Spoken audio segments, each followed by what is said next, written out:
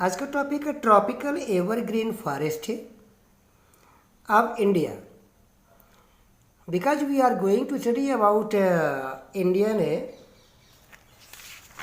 vegetation, so we have to talk here about tropical evergreen forest. It is number one. You see, climatic condition. What is climatic condition of tropical evergreen forest? At first we have to know about it. You see, these forests are found in those areas where annual rainfall is more than 100 centimeter. Annual rainfall is more than 200 centimeter.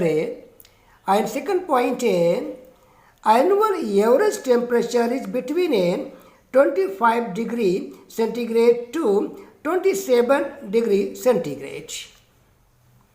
And average annual humidity 77%. It was about climatic condition. Now you see distribution. कहाँ ये पाए जाते हैं?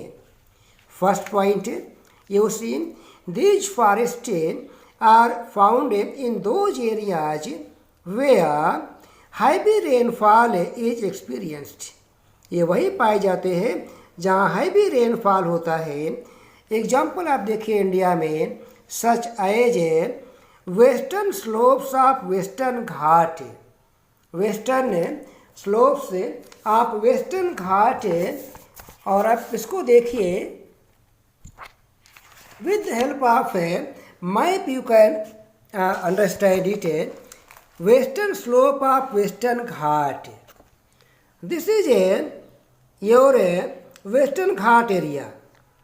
It is a Western Ghat and Western Ghat में भी जो आपका western slope ये वाला पोर्शन, किनारे वाला पोर्शन, यहाँ पर इस तरह के वेजिटेशंस पाए जाते हैं जो बिल्कुल साइड में है. जो कोस्टल रीजन आपका होता है या कहीं जो कोस्टल प्लेन होता है वहीं पर पाए जाते हैं. ये पूरा वेस्टर्न घाट है और उसमें जो किनारे वाले पोर्शन पर है, जो कोस्टल एरिया है, वहाँ पर पाए जाते हैं. एक पॉइंट आपने ये देखा. सेकंड है नॉर्थ ईस्टर्न हिमालय. इसको भी आप मैप के थ्रू समझ लीजिए. ये जो पोर्शन आपका आ रहा है यही आपका एरिया है नॉर्थ ईस्टर्न हिमालय. ये आपका नॉर्थ ईस्टर्न हिमालय है, ये पूरा पोर्शन. तो यहाँ पर भी इस तरह के वेजिटेशंस पाए जाती हैं.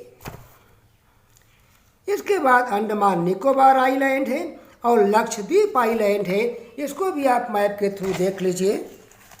जो हम अंडमान निकोबार आइलैंड की बात करते हैं ना, अंडमान निकोबार आइलैंड है and it is Lakshadweep.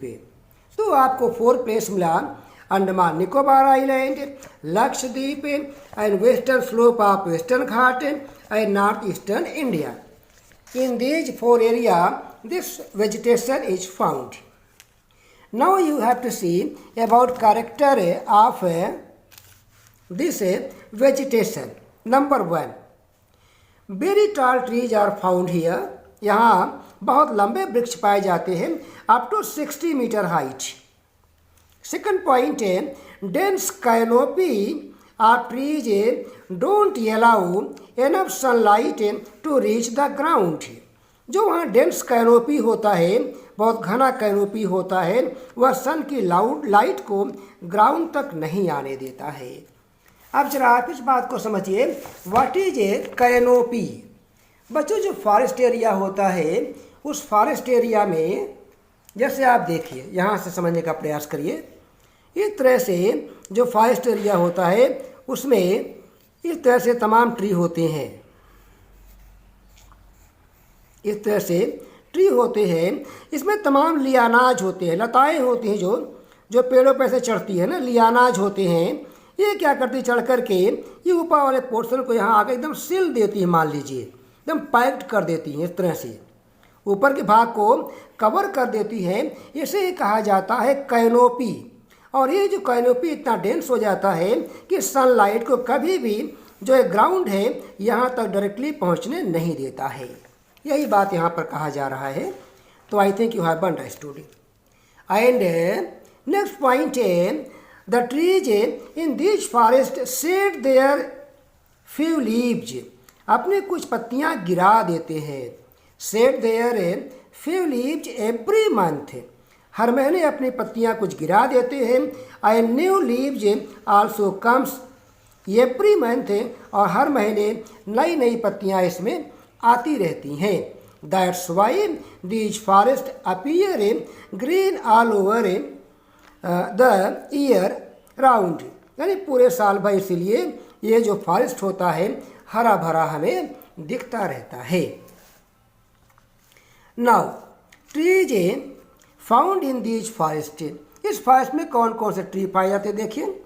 Rosewood, rosewood ROSWOOD, rosewood, ebony, mahogany, तून एट्सेट्रा। अब एक क्वेश्चन आपके एग्जाम और बनता है कि what is value of this vegetation. तो यहाँ लिखा है economic value. Economic value, valuable trees are found, यहाँ पर वैल्यूएबल ट्रीज पाए जाते हैं, कीमती लकड़ियाँ पाई जाती हैं। तो ये आपका इनका इकोनॉमिक वैल्यू है। तो बच्चों, अगर हमारा वीडियो आपको पसंद आया तो आप इसे लाइक करें, सब्सक्राइब करें एंड शेयर करें। धन्यवाद।